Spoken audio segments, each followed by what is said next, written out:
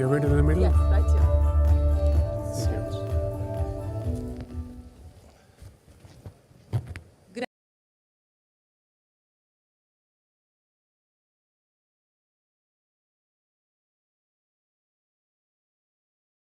afternoon, ladies and gentlemen. What a pleasure it is to be platform. here. Without further ado, let's dive straight into it. I think Hitesh, in his opening remarks, Mr. Kamath, gave us a very clear indication of where we currently find ourselves as far as the Indian financial sector is concerned, especially the opportunity for players like Jio BlackRock. And I want to understand from you what you believe will be the levers, the triggers that will lead to this transformation of the current assets under management for the mutual fund industry to double over the next 5 years. Thank you, Shirin, and good afternoon. We ride on the India story. The India story, we now talk of a 10% growth. I believe that 10% growth is sustainable. And my experience in banking shows that if you're growing at 10%, financial services business typically grows at 15%. So we should simply compound at 15% and you'll have a doubling of the assets. But that's only part of the story. I think there is also going to be reallocation of money from savings to investment. So you can put a number, I don't want to speculate. My belief is the mutual fund industry in India is going to more than double. More than double? More than double over the next 5 years. Given a 10% growth and the shift from money lying in savings account at very low interest rates into investment accounts which give you higher rates. Well, that's good news for the mutual fund industry. What about banks, sir? They're already complaining about deposit mobilization. Yeah, we'll talk about banks another day. And I have talked many times about this. I think everybody has to reinvent, so banks also will have to reinvent themselves. But we are talking of this business. Yes. And I think we are talking of our joint venture, which has no legacy. I would think what is critical in today's world, not just for us, but in any business is, what's your legacy situation, and are you willing to deal with legacy? I think we are privileged because we have no legacy at all. So we are at the right time at this moment, and we will have to keep being at the right time as we grow. You know, Rob, let me pick up on the phrase that Mr. Kamath used, we're at the right time. Are you also at the right place? Of course, the experience with India goes back over 15 years now. Why the belief to want to double down on India at this time? Well, first, it's an honor to be here, and it's so exciting to have the opportunity to be here today, having launched the asset manager and having launched the wealth management company. If you take a step back, when we announced what we were doing here together as Jio BlackRock, the aggregate mutual fund industry was roughly $650 billion. Now it's $900 billion less than 3 years later. So I think this question of, is it going to double? I think it's certainly going to double. The question is, how big should it be? And if you believe, which we strongly do at BlackRock, if you believe that India is going to become the third largest economy in the world, I think we'd all agree that the capital markets need to grow.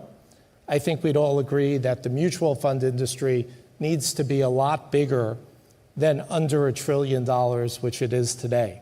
So when we look at the opportunity set, we think in many regards it's just beginning. Mm-hmm.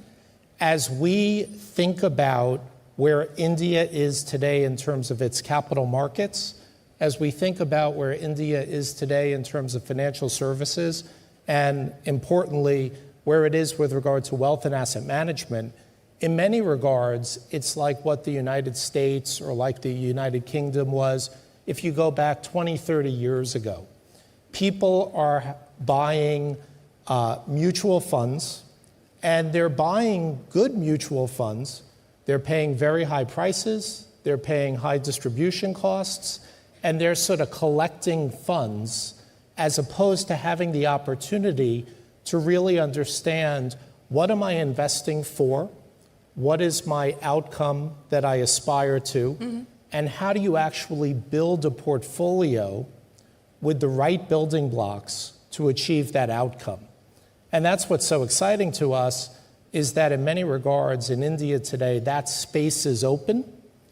the combination of technology that we're able to bring through BlackRock, and importantly, the distribution, reach, and brand of Geo, bringing those two together enables us to really deliver something unique to the market here. Rob, if I can just double down on what you said there, and you talked about the headroom for growth here in India. I want to put this in the context of what you're seeing globally. Today, for BlackRock, assets under management, 11 trillion at last count, or perhaps even more higher, or higher. So if we are where the US and UK were 20 years ago, what do you think is imperative in terms of the way that products are designed, in terms of the way that you distribute these products to customers, and the use of technology? And how can we leverage technology to accelerate growth? Well, a lot of the use of technology in India for so much of the consumer experience is highly, highly, highly personalized. And when you look with regard to financial services and asset management, it hasn't really caught up in the same way as so many other aspects of India has. So for example, the ability to really understand what someone's objective is. I want to retire at this age. I want to save for a wedding. Understanding that and backing into the right portfolio, automatically rebalancing that portfolio. And I think very different than many other aspects of someone's life, the real miracle of investing is that compounding of return. So if you could save 10 basis points, 0.1%, year after year after year after year with regard to expenses, and if you could generate 0.5%, 1%, 2%, 3% of extra return as you aspire to that outcome, the effect could be profound. So the opportunity here in terms of bringing these methods that are really at this point quite common in other parts of the world, bringing them to India and the scale that India provides, it's so exciting to us. You know, if you look at Geo BlackRock, we launched roughly 7 months ago, and we have 1 million customers. There are very few places in the world where that would even be a thing, that would even be an aspiration. So the ability to take what we've built at BlackRock for so many decades and implement it locally at the scale, at the consumer level, there are very few places in the world where you could really do that like you can in India. So 1 million customers in India, what's the aspiration in the next few years? It depends on if you ask the two of us or if you ask Larry and Mukesh. Let me start with you. Let me start with you. I don't see any reason why. Well, first, I think many more people in India need to enter the capital markets. I think many more people in India need to take advantage of that miracle of the compounding of returns. And there's no reason why, as we look forward 1 year, 3 years, 5 years, there can't be many millions of Indians benefiting from the capabilities of Geo BlackRock. Mr. Kamath, you said that we need to move beyond legacy, and in many ways we need to start afresh. Let me ask you that in the context of the use of technology, but also designing products that are going to be relevant for the Indian market. Also the regulatory recalibration perhaps that is required to ensure that we go from the 800 billion that we currently are at and grow, twice as much. Yeah, I think break it into 2 parts or 3 parts. One is product capability. I think our partners bring that in abundance. I think they are the leaders in the world, and they have the ability to model and design products as appropriate to any geography. So I think they have now understood this market along with the new vehicle that we have, and now I think we can bring the knowledge that they have gained elsewhere to this market. So I have no doubt about that. And here it's very interesting. So you have a phase where you need to understand whether the company, our customer is willing to use technology. We had that experience aplenty in the bank. The customer was willing to use technology. Every bank said the customer is not willing to take technology. And that's what we saw happen from 2000 onwards today. I think the same thing needs to be done in the mutual fund industry. There's a particular way we expected the customer to deal with us through an agent network, for example. Question today that could be asked is the customer willing to deal with us directly or in a hybrid way, but more directly? Can we have large part of the business direct? And that's the model that has been launched. And in a way, the first few months were a test of this, I would say, approach. And it is clearly proven to be right. For example, we have not talked about it, but of the 1 million or so customers that Rob talked about, there are 100% have come online. About 25% are new to mutual fund who have come online. So, and I told my colleagues that I can't believe this number, because if I put myself in, new to mutual funds, I have not been into mutual funds, and I'm going to come online and get on and buy a mutual fund, I would have said, I will hesitate. But the young Indian is not hesitating. That's Gen Z for you, sir. Exactly. So we need to learn one minute. It's not. I've got an anecdote to this, which is even more interesting. So clearly that is proven that you are getting people online who are new to this. We need to scale this up now. And imagine 10x or 50x in terms of what we have done. If it is 1 million, what is that X number? They will determine in quick order. Other thing is, then we tested this hypothesis of Gen Z or Gen Alpha or earlier. So I mentioned this to some people I knew who were on our common boards and so on. And I just mentioned, and I had a message from one of these people, very well regarded, everybody knows him, so I won't name him. He says, I got on this, and he didn't tell me I was getting on. In 1 minute, I had my account going. 1 minute. And Hitesh told me a story yesterday that somebody else that he mentioned too, in 1.5 minutes, I had my account going.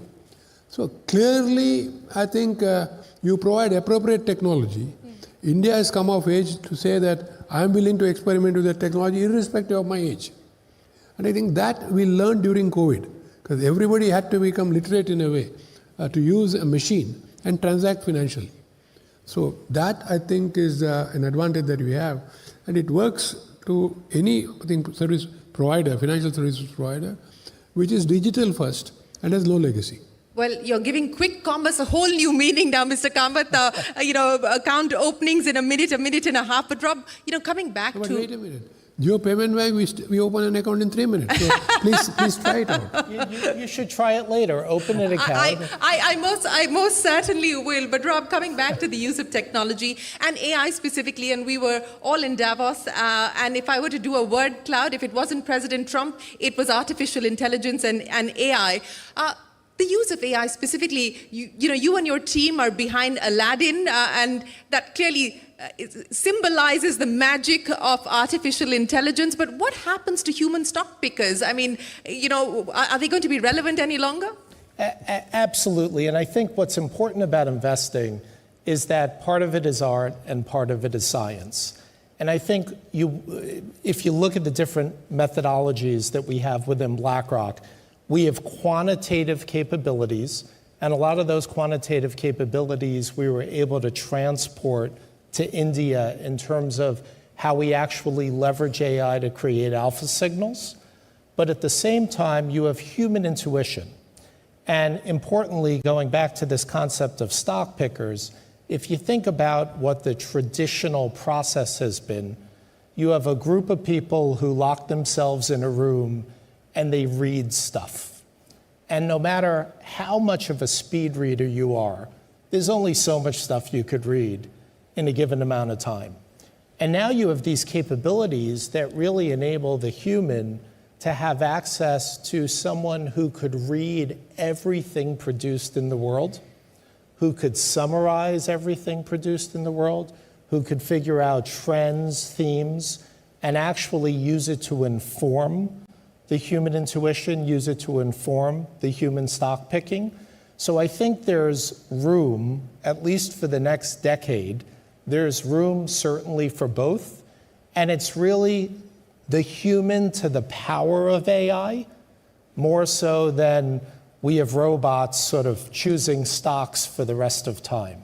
So we still have a decade. At least. I'll reassess in a decade. You'll reassess that. But we've got about 30 seconds left. Mr. Kamath, I'm going to start by asking you, you're a perennial India bull. What makes you most specifically bullish on the India story in light of the fact that we have just presented a budget which has laid out the roadmap for a more medium to long-term bet on the knowledge economy, on artificial intelligence, on electronic manufacturing? What makes India most compelling today? Yeah, very simple, Shireen. I look for patterns in everything that you look for examples and patterns. So you look at transformation stories in a country context. Japan, 20 years, went from nothing to very powerful, we're talking about 70, 90. China, late 90s to 2015, similar story. Our story has started only 4 or 5 years back. And if you look around us, we know how much is to be done. So that gives you the path, as it were, or the runway, as it were. And that to me is at least 15 to 20 years minimum. So you have the runway. And then you see all the exciting things that you mentioned just now happening. You put one on top of the other. You have a pathway for the next 20 years, which is definitely going to be at least 10% year-on-year growth. And within that, we stitch our story. Within that, we stitch our story. Rob Goldstein, the final word to you. What makes India the most compelling story for you? I've had the privilege of coming here since 2010. And when you have the opportunity to travel the world, and India is part of your rotation, you could see with your own eyes the opportunity. You see the opportunity, how it emerges with regard to human capital. You see the opportunity, how it emerges with regard to technology here. And even importantly, you see the opportunity with regard to infrastructure and something like the coastal road and how that's changed the whole city of Mumbai. So as we look at India, the opportunity set here is striking. There are a few places where you'll get off a plane anywhere in the world that will have the growth rate, that will have the knowledge base, that will have the STEM graduates, and importantly, you will have as many people on an absolute basis, just the sheer numbers of people who are entering the middle class, who are entering that mass affluent and affluent segment, it's unparalleled anywhere in the world. An unparalleled story. Rob Goldstein, KV Kamath, thank you so much for setting the stage for where India stands, but more importantly for the headroom for growth for India's financial services sector and for the mutual fund industry in specific. And thank you very much for articulating for us what Geo BlackRock's plans are for India. Appreciate your time. Ladies and gentlemen, a big round of applause for KV Kamath and Rob Goldstein. Thank you very much. Thank you.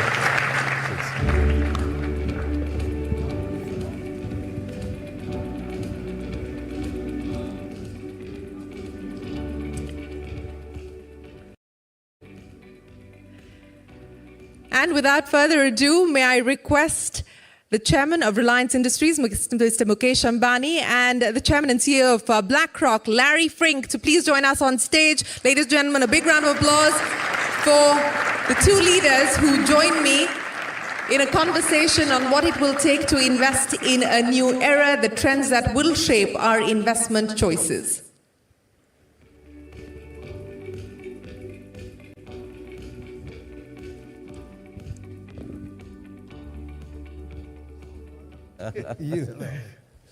Hey Shireen, how are you? Good to see you. Good to see you. I think they want a picture, so if we can just Sure. have the two of you here.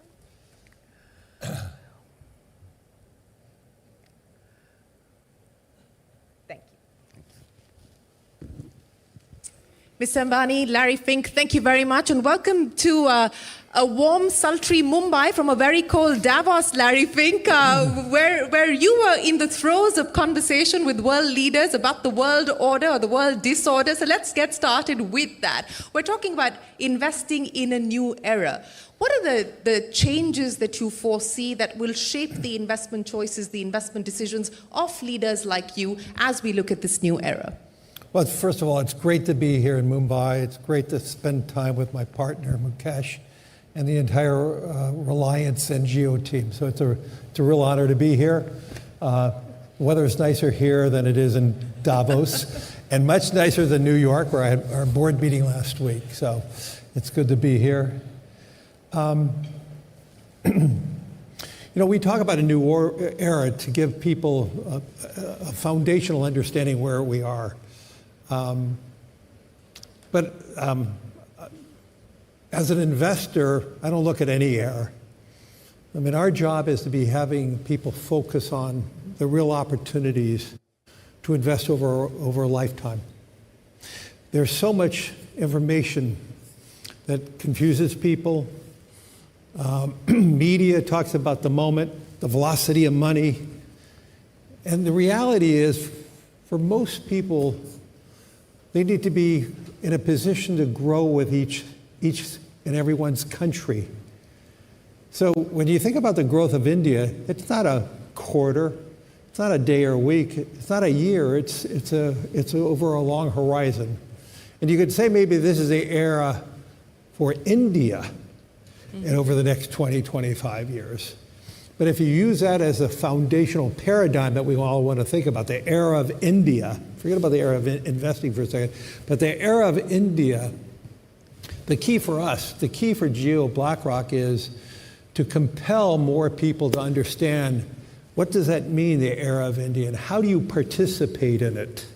What we've learned in the United States, for that segment of the population that had invested with the growth of America, they're far better off than those who just kept all their money in a bank account. Mm-hmm. And so the key is, if you believe in the era of India, forget about the era of India, investment, the era of India, which I believe in, we need to get more people investing alongside the growth of the country. And that's the role of the capital markets, that's the role of what we can be doing together. And to me, whether it's, you want to focus on AI, you want to focus on how we live, how we grow, how we educate ourselves, to me, those are subsets of the era of India and the opportunity to be an investor alongside the growth of India. And to me, that's a compelling story. It's not about, about tariffs or President Trump or anything else that's top of mind. We need to be compelling people to think about the horizon of investing over a long period of time, to grow with the great companies of India, to be a part of that and to participate in that.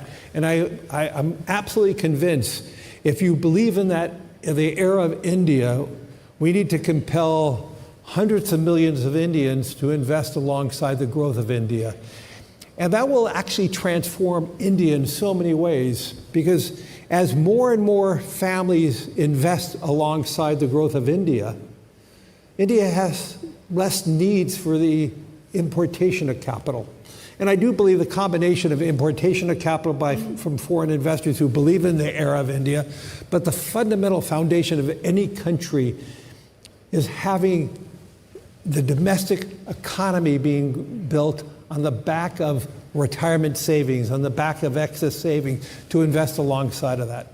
Well, thank you very much for those opening remarks. And, the era of India, says Larry Fink, that is certainly going to be one of the headlines that goes out this evening. But if I could ask you to explain to us what excites you the most about India. You referenced the tariffs, and, we've had a deal with the US overnight. President Trump and Prime Minister Modi have signed off on that reciprocal tariff agreement. So the overhang has lifted at least on one aspect of that relationship. How crucial a development is that, and what excites you the most about India today? Well, let's be clear, over 20 years it had no bearing.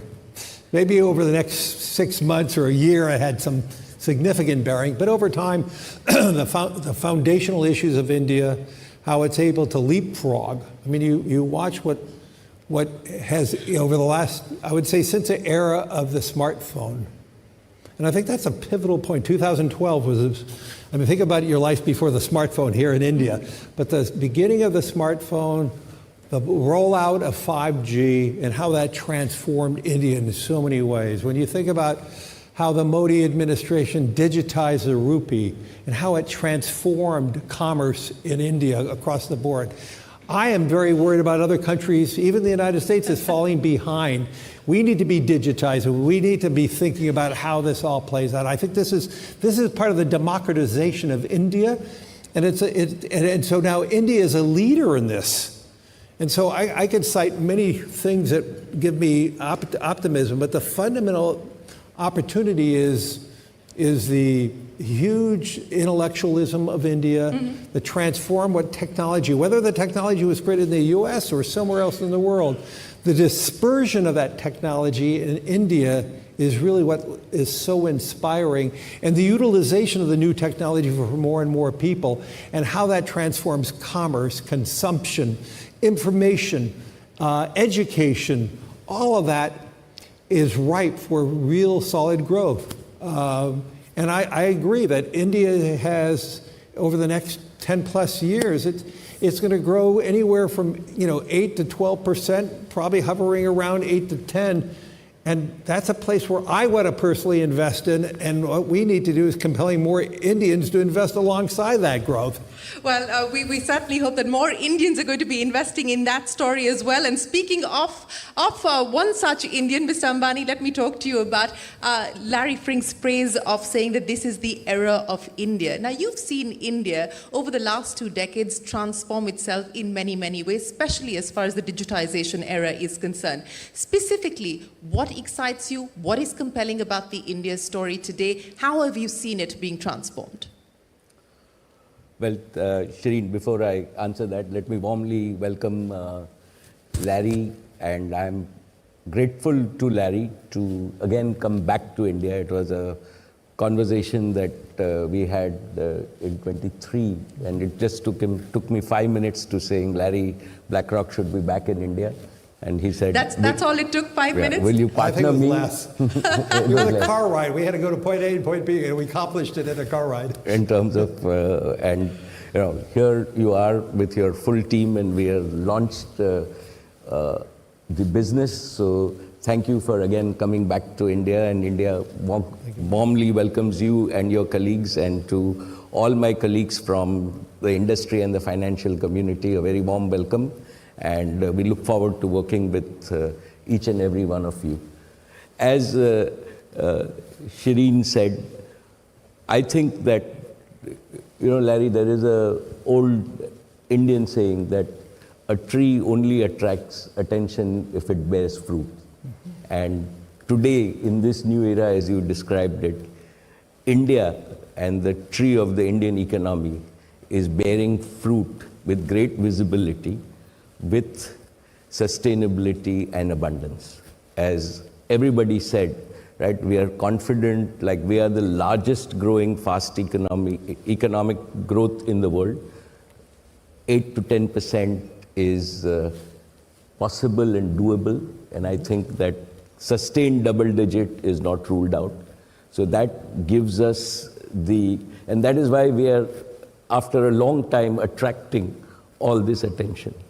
And this has happened primarily because I think that the last 10, 15 years, right, we had 2 successive periods. We had 10 years of Manmohan Singh, where we focused on growth. And then we were very lucky to have now consistently 15 years of very stable leadership. So stable economic leadership defines a country. And I think that we have to be thankful to Prime Minister Modi for giving us this stability now for going in, by 2029, it'll be 15 years. Yeah. I also think that we've got what is different about this is we've got a very clear goal. A goal in terms of saying we have to be developed, Viksit Bharat by 2047, which every Indian aspires to and has started believing in. Second, we've executed at scale, right? While as Indians, we like to criticize ourselves, and we are not, and it's a good thing in a democratic mindset, but if you see, we've built more roads in the last 15 years than any other, like multiple times than any other country, including the United States at its peak. We've built power capacities. We are now the leading renewable power producer in the world. We've built in our own industry digital capacities, 5G, that is better than most people in the world and cheaper than most people in the world in terms of what. And now every Indian village has got 5G. So, and I can go on, like we've built the same thing in terms of infrastructure, the roads that you see in Mumbai. For a long time we said that we will connect Mumbai to the mainland, and we now have the bridge that is running. So we've executed. We've also had policy which is sustainable. So even when you see between governments, right, we all thought that Aadhaar was the earlier government's piece. I think this government was wise enough to saying we've had continuity in policy at all times. In terms of that, we've had stability, we've had predictability. We've also been conservative. So as Indian successive finance ministers, we've always maintained our debt in order. Relative to global debt, we are still 50% of GDP as debt. So we are not, like the world norm is now 100%.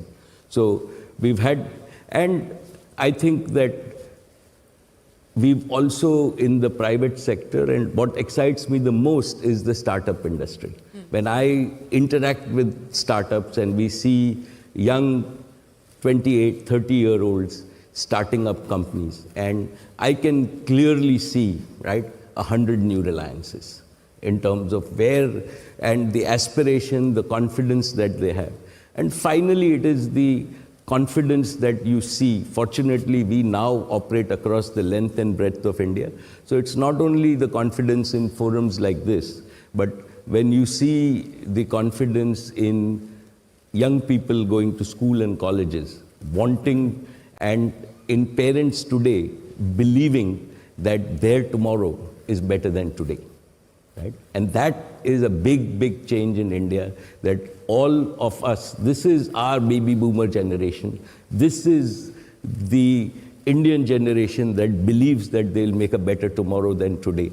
And that's the confidence that we see as a result of all of this. And I don't want to rule out, like when everybody, we've also had, right, at least I think a sustained 15, 20 years of great law and order, right? And that is a prerequisite to continuous economic growth, social harmony. All of these things matter in terms of that. And hopefully, like we are now setting the foundation for many, many decades. The world sees that. And that is why, you know, even like after the budget, we had the European treaty, we had, fortunately, the US. So the world is looking at us. We have, like, and we at Reliance get at least every month 3 or 4 global majors. We cannot say yes to everybody for partnerships in terms of saying we want to come to India and can we work together. So the world is taking notice of India. It's a tree laden with abundant fruit. And you know, I've always believed that for profit and for prosperity, nobody needs an invitation. And that is why we are attracting all the people. And I think this is very, very sustainable over the coming decades. Like sustainable for the coming decades, and 100 more Reliances, in your words, from the startup ecosystem. If that is, comes true and that bears fruit, it'll be a very, very different economy, as you point out, Mr. Ambani. But, you know, I want to understand from you, since we're talking about Jio BlackRock, we're talking about the opportunity for India's financial sector. A lot of people are asking, is the ambition and the aspiration to disrupt this business just as you did with telecom, Mr. Ambani?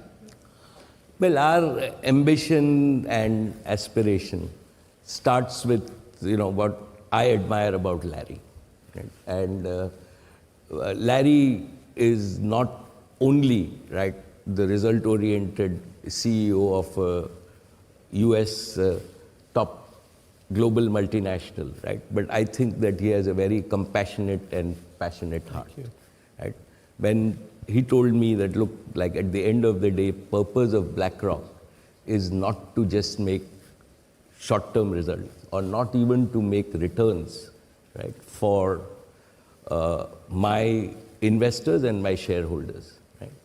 If I cannot put this money to work, first for the betterment of society, and as a byproduct, I give my investors and shareholders returns, then I would have done my job. And that is the Reliance philosophy too. We've always believed that our minds match. And the purpose of Geo BlackRock, right? And I think that disruption is fashionable, but the opportunity that we see is that Indians have really been savers, right? Right from, if you look at our history, we have saved consistently over the last 5-6 decades. What has happened is that some of this saving has not been productive. If you see just the last year, right, we as India imported $60 billion worth of gold, and we imported $10 to $15 billion worth of silver. And all of this not for industrial use, but really for domestic savings in terms of... Now, this is unproductive. If we can actually convince the Indian saver that if one invests in the capital markets in a safe, transparent, and consistent way, there are returns. And these returns, we heard from all the three panelists, compound. And for us at Geo BlackRock, the opportunity is to encourage Indians to save, but to make sure that we give them the options to convert those savings into earnings and hopefully compound their earnings so that they not only work for themselves, but they also work for the Indian economy. And that propels the Indian economy to grow in terms of what we want to do. And then we all grow together. So yes, if you call that disruption, we will use technology, distribution to achieve that for every Indian household, for every Indian small business and large businesses. That's our objective. So from the foundation and the beginnings of BlackRock, we never focused on targets of growth, ever. And yet, our focus has been relentlessly on the client, whether it's a client who's awarding us 100 rupees or a sovereign wealth fund who is awarding us tens of billions of dollars. If you are working on behalf of each and every client, and you're serving that client over a long horizon with good advice, with maybe a degree of safety, and importantly, just confidence building about the opportunities of compounding over a long period of time. Through the utilization of technology to intersect more often, more frequently, to have deeper, broader relationship with your clients. That's how disruption occurs. But disruption does not occur because you set a target. The target is making sure you're living with purpose every day with each and every client. And if you can achieve that with consistency day after day, clients will reward you with more share of their wallet. And so to me, it's just it's a process. It's a process you have to earn every day, live every day. And if you do that properly and you embedded that in the culture of the firm, we could be disruptive, but you can't be otherwise.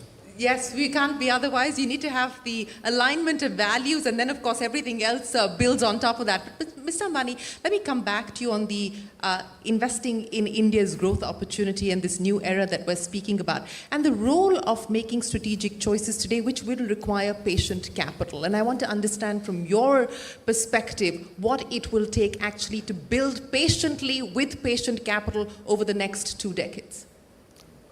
Well, I think that the Indian opportunity, as we stand at about $4.5 trillion of GDP in a $110 trillion world. Right?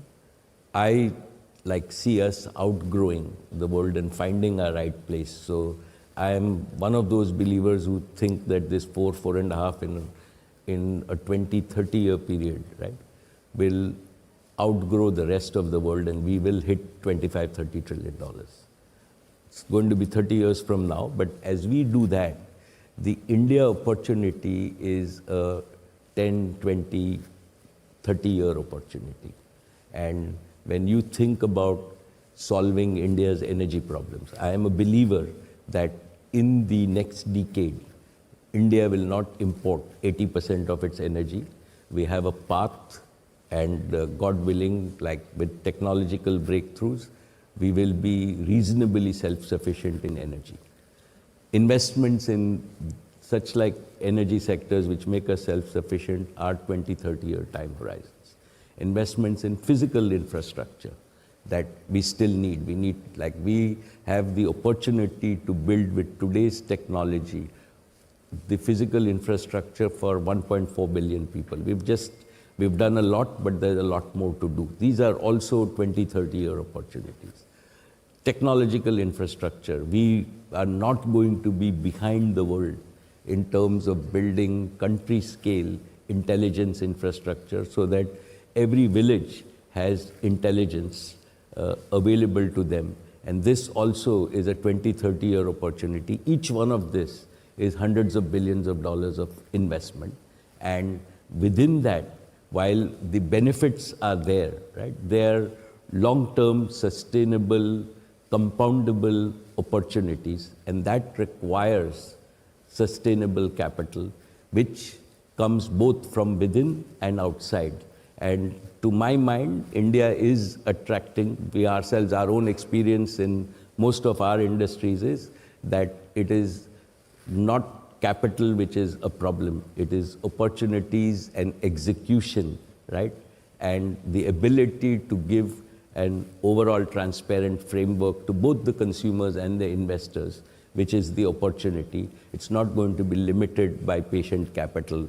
The world recognizes that India, because the world also doesn't have many such scale opportunities where they can deploy on a few projects hundreds of billions of dollars. Absolutely. The market, of course, in India presents a very compelling opportunity across different sectors, as you spoke of. But Larry Fink, let's talk about AI and the power, the potential of AI. And you're a big believer in the AI story, not just for BlackRock, but in general.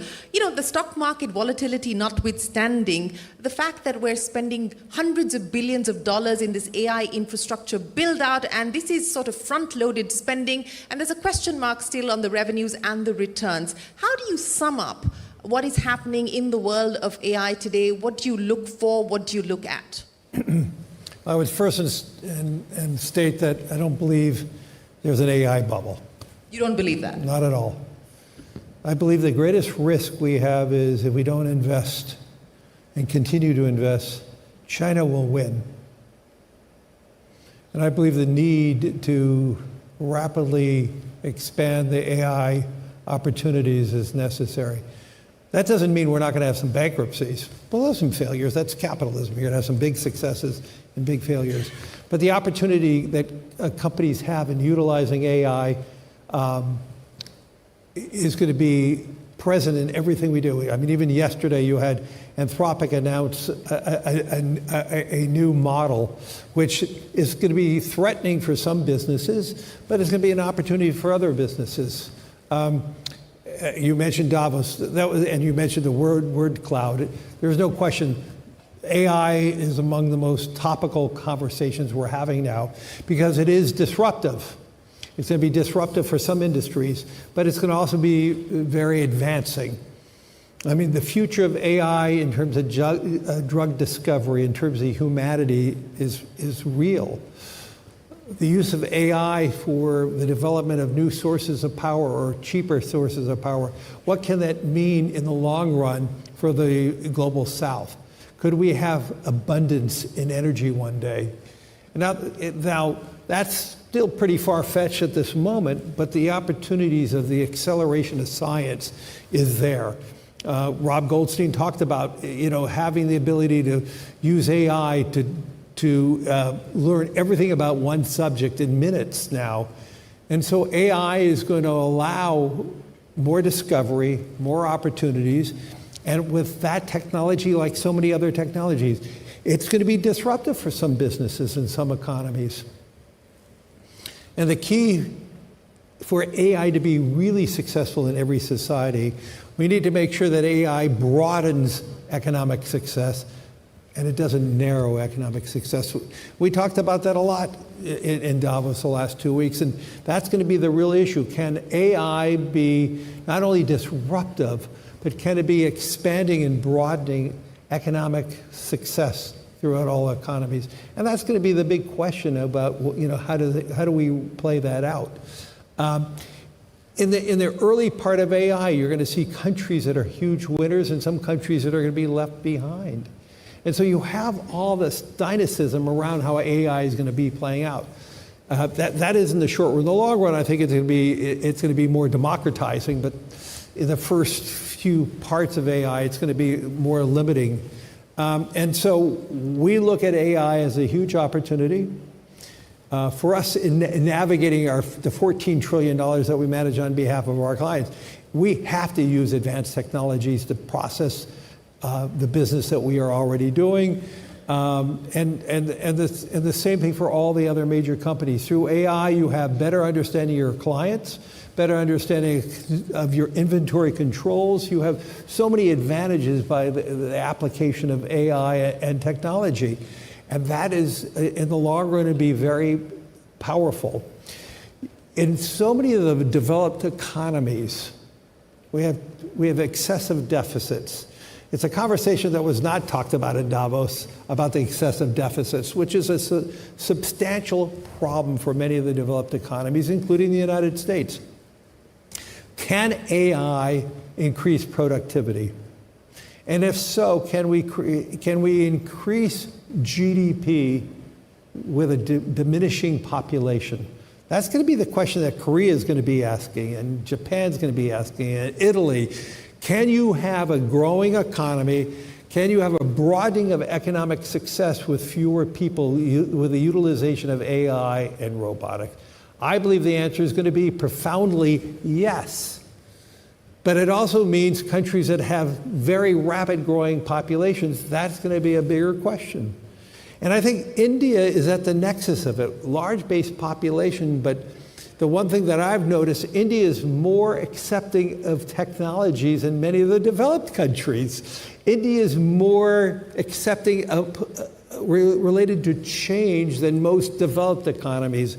And so because of the large scale population, AI is going to create jobs and disrupt jobs, but for those economies that are willing to accept change and rapidly deploy that change in a positive way, and I think about India, the way it rapidly transformed its economy with the digitization of the rupee. I mean, to me, that was a wonder to watch. And so to me, AI is going to be a powerful growth engine in the world, but we need to make sure it's a growth engine for more. You're absolutely right. And, to your point about India surprising on the digitization front, this was a surprising fact for me as well. The Binance CEO in Davos telling me that India is the #1 adopter of blockchain technology, and that's something that I was not aware of. But, Mr. Ambani, since we're talking about AI and we're talking about technology, to Larry Fink's point, how do we leverage all of this to create shared wealth creation?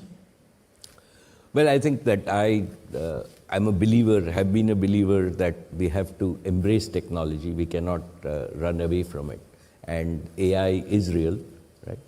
From an India point of view, it is hugely advantageous.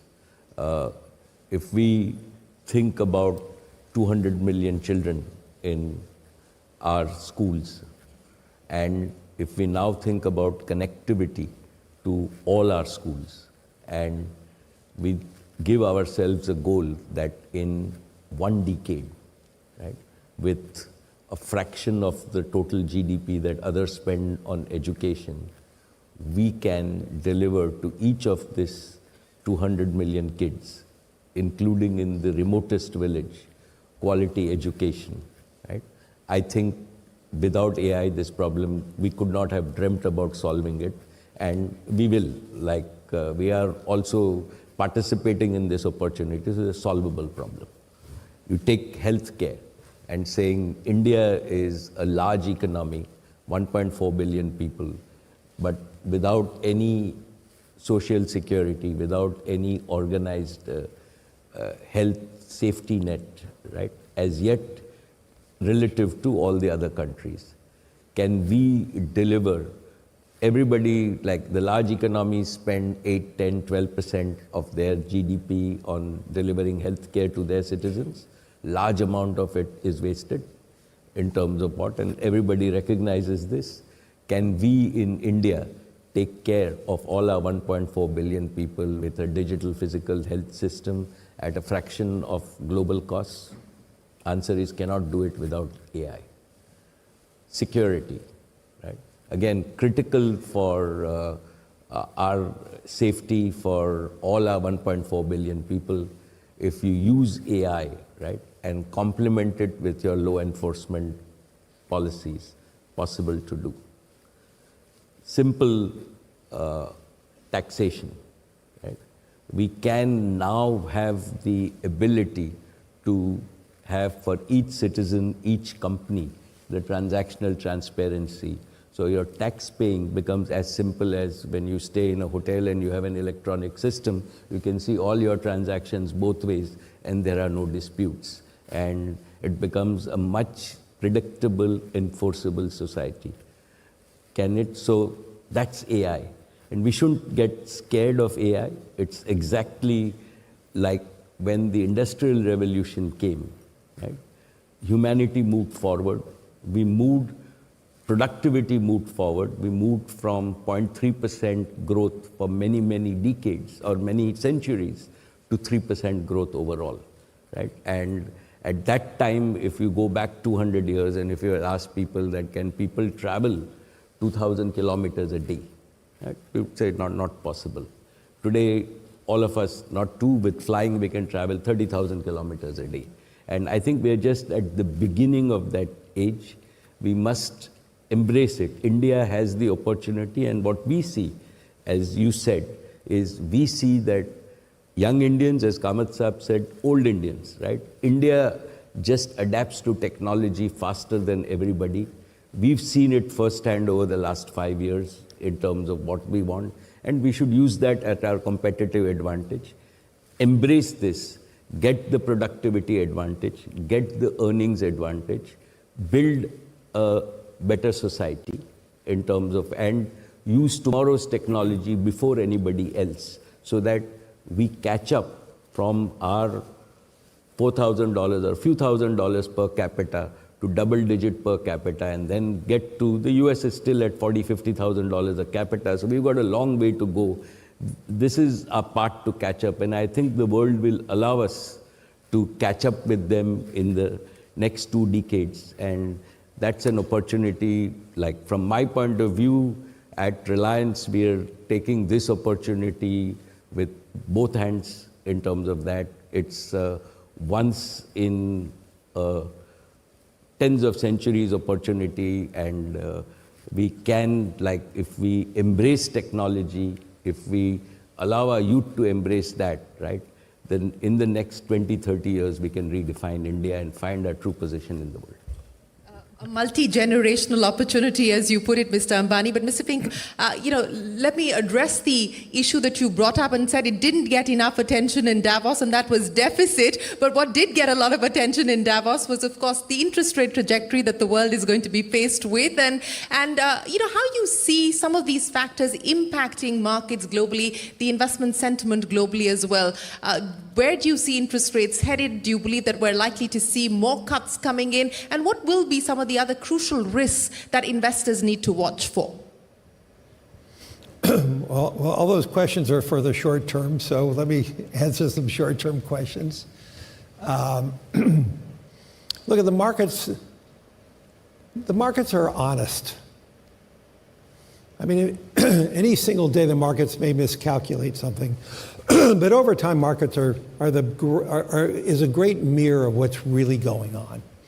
So whether there's political pressure one way or the other, sure, that could shape a market over any one day or week, but markets actually are bigger than any individual or any economy.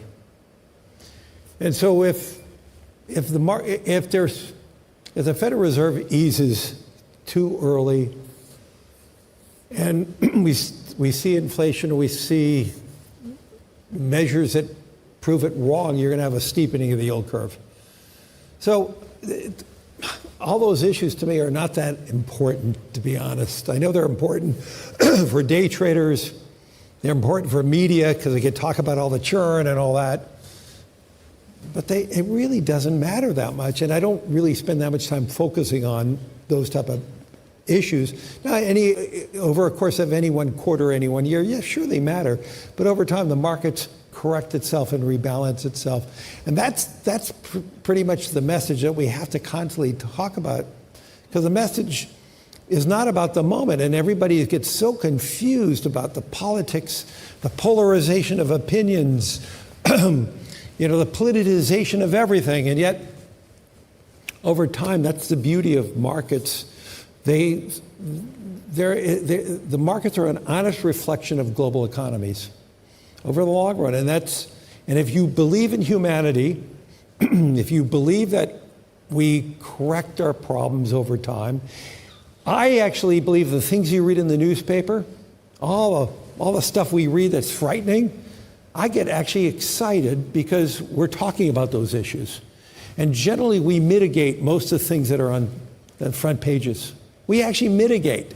So I actually am pleased when I see all the things, all these terrible things, and I'm not trying to say each and one of those things may be really terrible, but the fact that we're talking about it, it mitigates. We self-correct. Are the things that you don't read in the newspaper that you think are a problem, those are the things that bother me. Like the long-term issues of deficits that we don't spend enough time talking about. How do we mitigate it? The best way we mitigate it is through growth. And that's what I try to tell every political leader. How do you grow your economy? Because if you grow your economy, the deficits will be smaller as a percent of GDP. But, and so, I don't get bothered by most of the stuff I read because it's a good thing. That's the power of the press, to identify all the issues. But through that identification of the issues, we mitigate those issues. You think about all the problems you read and all the wars and all the skirmishes, but in most cases over time they resolve themselves. You think about how problematic everything is when we entered this year, and yet when you think about the beginning of 2025, everybody was so nervous about everything, yet markets did great over 2025. We have some form of resolution in Gaza and Israel. There are so many other areas in the world where we actually have diminished risk. But if you ask the average person who reads a paper, they would think things are actually worse than they are. And to me, obviously, negative news sells far better than positive stories. And so what I'm trying to say, and my message to everybody is, yes, please be a global reader of what's going on, but don't get so alarmed by it, because we're going to mitigate most of those problems because that's what we do as human beings. And that is the whole message about long-term optimism. Long-term optimists generally win. Elon Musk said in Davos, it's better to be an optimist and being wrong than being a pessimist who's right. And I think about just Elon himself for a second. I've never met a person who is as smart as he is, but with the imagination that he has and the guts to do what he's done. And I think in building that out, and I would just liken that to Mukesh Ambani, the ambition, the imagination. And those are the key things in growth and opportunity. And to me, this is what we all want to be a part of. We want to invest with the people who have ambition, who have the guts to do things that break the mold, that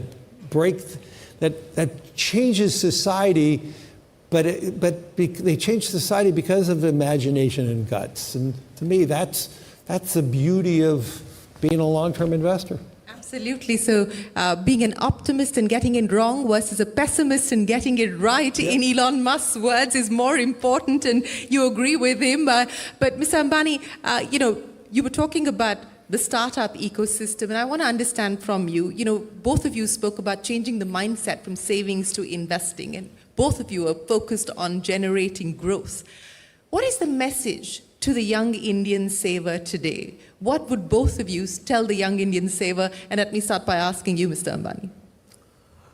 Well, Shireen, I think that to my mind, the India opportunity, right, is genuinely a new era. It's now, we can see it visibly over the next 2 or 3 decades in terms of, and all of us agree that growth, and we take growth for granted, but let me tell you, all over the world, people would die for 10% year-on-year growth, right? And we are growing on a large base, and we will sustain that. So for any young Indian, right, this growth is going to be converted to growth into his or her income, right? And so you would have income growth. We've got to continue our savings mindset. We still want to be conservative. We don't want to inherit too many deficit problems. We are still okay. So as long as we save, and if we make that mental mindset in terms of saying we will go and invest our savings to grow with India back into productive uses, to have these productive uses, Jio, BlackRock, and the whole financial community. Today, to my mind, while we all talked about 1 minute, I still think that from my perception, right, access to investments and productive compoundable investments is complex, it's not affordable, and it's not available to all. And that is what every young Indian should demand for. And it's our job in industry to do exactly what we did with Jio, that it should be available to all. And then people will benefit from the power of compounding. I think that we talked about compounding, but money in a bank account lying in simple interest is not compounding. Right? Money in stock market is compounding, and India has an efficient market. We have now regulated it well, and if we can channelize this money to grow for every Indian along with them, right? That is the opportunity that we have, where hundreds of millions of Indians, right, become owners of wealth and don't only observe wealth creation. And I think that India is well equipped. The institutional mechanism as well as the corporate mechanism is aligned with that. Very fact that we are here utilizing all the technologies to enable this for Indians is there. And within this framework, right, there are still many, many unsolved problems. And even after 3 decades, there will be many unsolved problems. So the opportunity for startups, think in a big macro piece, right? It's a $110 trillion world, 4.5 trillion India, right? The $110 trillion world with AI productivity will go up to a $300 trillion world in 3 decades, right? India has the opportunity to take its share. So there is like 35 trillion. We have 30 trillion of new value, right? That has to be created, and that means there is 30 trillion of new market value. And that is what people will participate in the next 3 decades, and that's why even 100 alliances might not be enough, but that's the opportunity for a young Indian starting today. Larry Fink, your message to young Indians in the context of what you've seen happen in the other countries that you operate in? Mostly believe in your own country. Believe in the opportunity growth. I mean, think about it. If India can grow 10% a year, and let's assume the stock market only grows at 10% a year, it grows at a multiple of the growth of a GDP. But let's just assume it only, that means you're doubling your pool of money every 6.5 years. Okay, that's a pretty good outcome. That's much better than keeping your money in a bank account. And to me, that's the foundational issue. Grow with your country, and if you believe that that there's leverage in the system, which there is, you're going to. If the economy grows at 10%, the equity markets are going to grow, 5-6 points above that over time. And so, to me, that's the foundational to build financial security, dignity when you're in retirement. And to me, that is a whole foundational issue for a successful economy. You know, you spend a lot of your time fishing, Larry, I do. I believe. I believe this deal got done in a car, and it was less We than... weren't fishing, no. No, you were not fishing, but what was the bait? Friendship. Friendship. That is the perfect note to end this conversation. Larry, Fink, Mukesh, Ambani, thank you so very much for joining us and giving us a long-term perspective of the strength of the India story and the strength of this partnership. Appreciate your time. Ladies and gentlemen, a big round of applause for Larry, Fink and Mukesh Ambani. Thank you, Shirin. You're brilliant as usual. Thank you. Thank you. Thank you, Larry.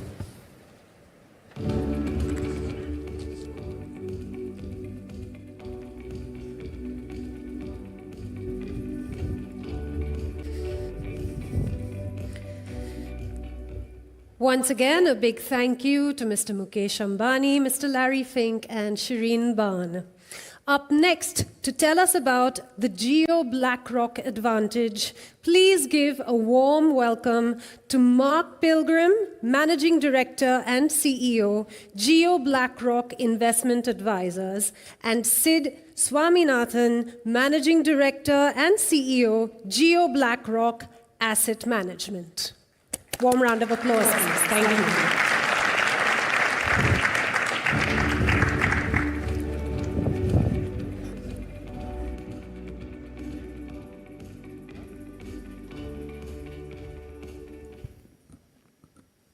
Good afternoon, everyone. It's a real pleasure to be here, and very humbling as well, in such eminent company.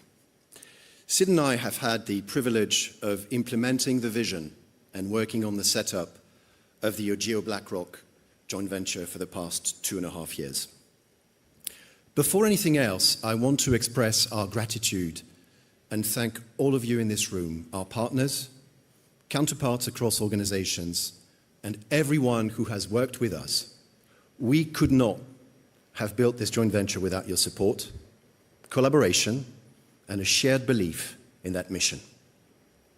And a special thank you to the Geo BlackRock team, whose hard work and commitment have brought this business to life.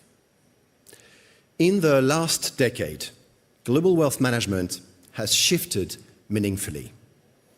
Regulatory reforms and rising investor awareness have increased transparency and accelerated the move towards fee-based advisory. Technology has transformed risk management, asset allocation modeling, and the ability to monitor portfolios in real time.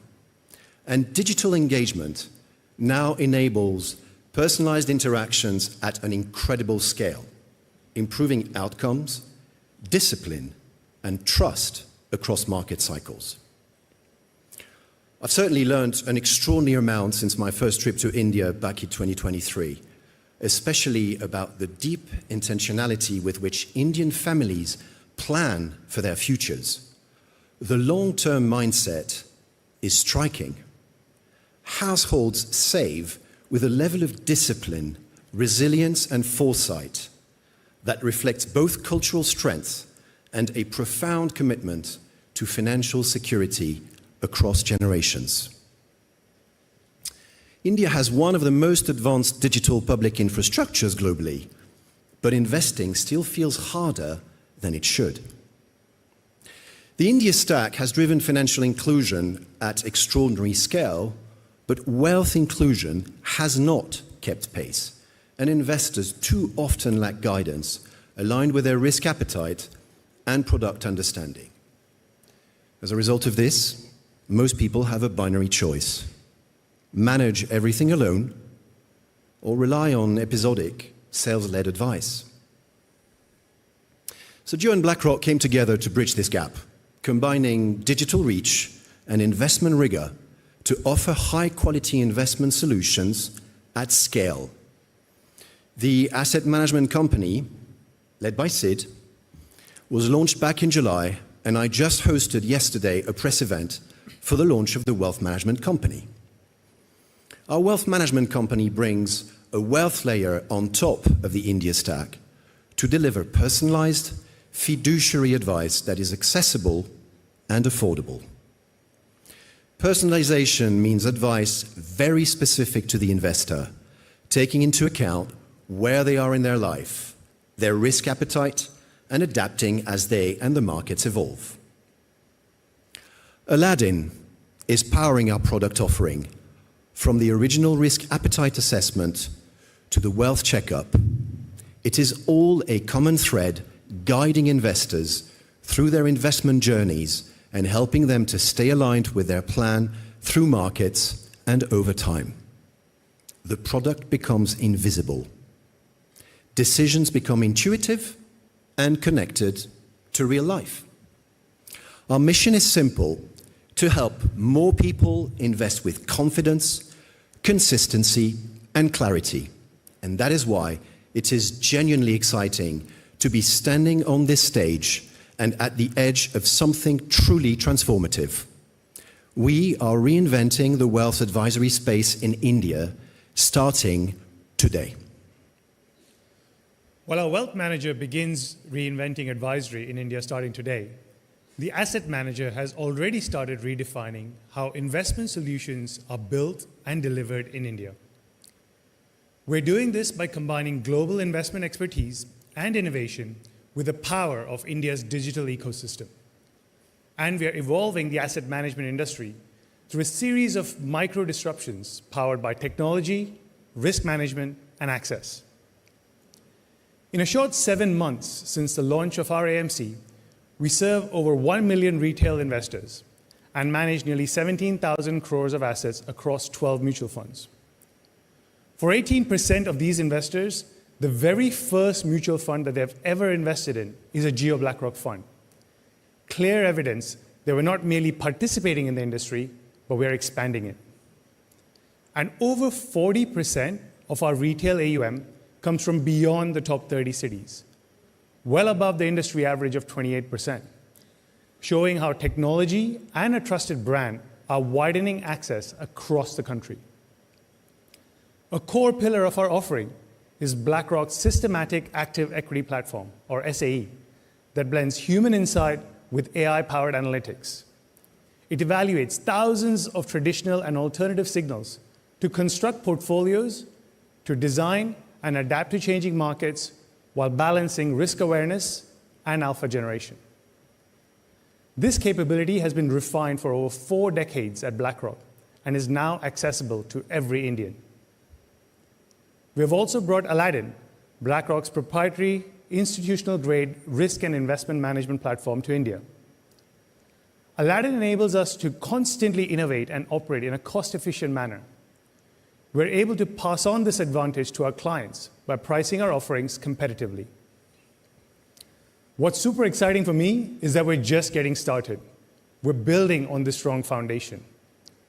Our 13th NFO, the Sector Rotation Fund, again powered by SAE, is underway.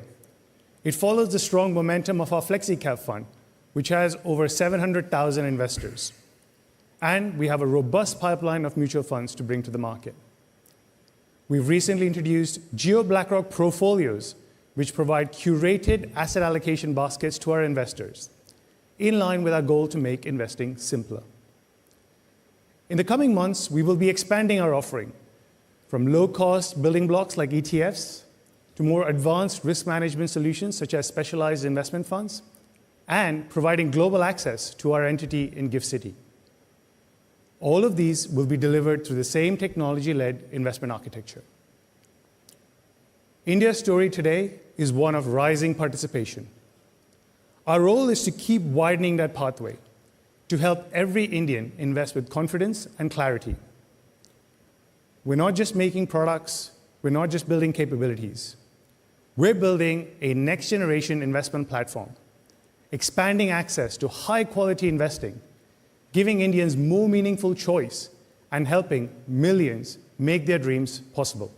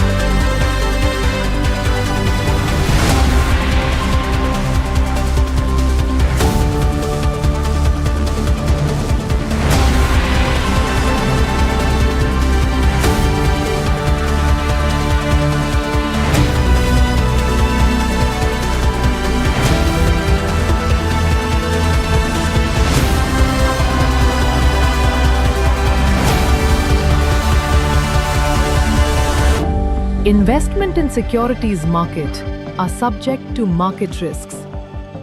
Read all the related documents carefully before investing. Mutual fund investments are subject to market risks. Read all scheme-related documents carefully.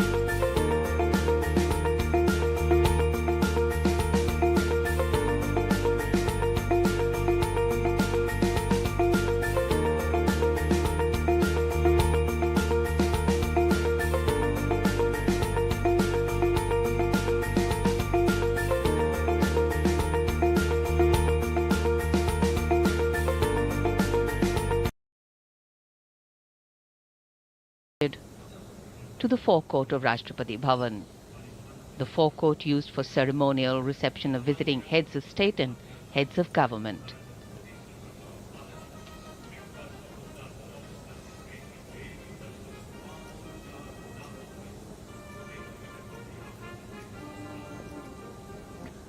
The assembly